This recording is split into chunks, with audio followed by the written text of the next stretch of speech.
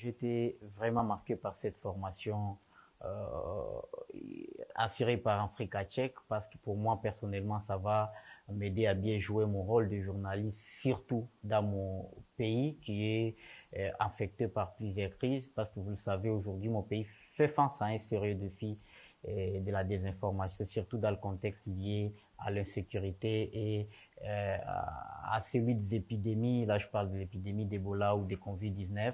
Dans les contextes de sécurité, particulièrement dans ma région du Kivu, nous avons toujours vu des citoyens qui nous envoient des photos, des fausses, il faut le dire, des photos sorties des contextes.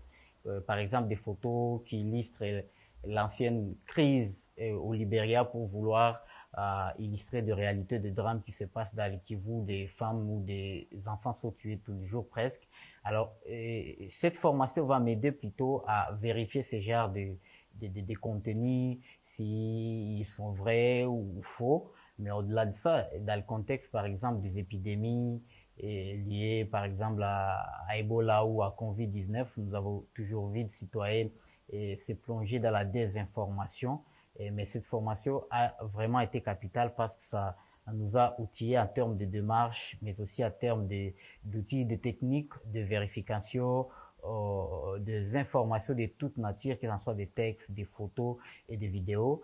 Et ce qui m'a plus fort intéressé ou marqué, c'est en fait l'utilisation, s'il faut le dire, des outils assez techniques pour vérifier des photos et des vidéos. C'était vraiment intéressant parce qu'à Africa Tchèque, ce n'est pas seulement la théorie, nous avons vraiment pratiqué la démarche qui, eux, personnellement, ont suivi pour arriver à démasquer certains efforts et c'était très capital dans le cadre de cette formation parce que nous sommes aujourd'hui bien armés à pouvoir faire face à ces défis auxquels nos États font aujourd'hui face en Afrique.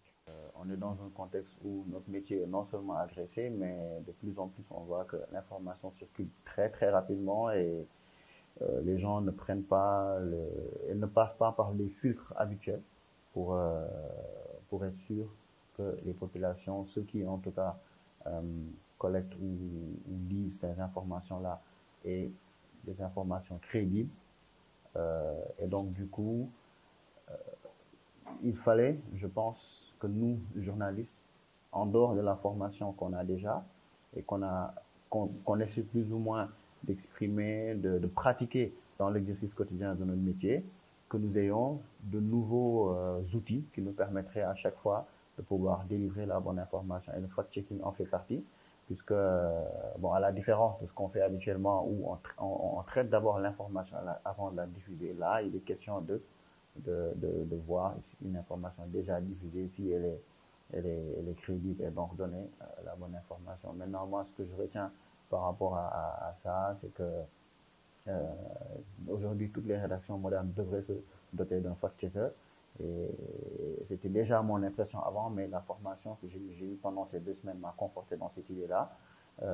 Et ça, on doit aussi, face au dynamisme et à la générosité de l'équipe qui nous a encadrés pendant ces 2 semaines.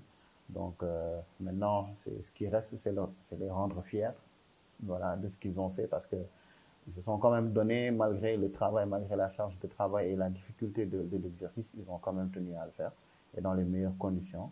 Donc à nous, demain, d'essayer de pas trahir un peu cet engagement-là.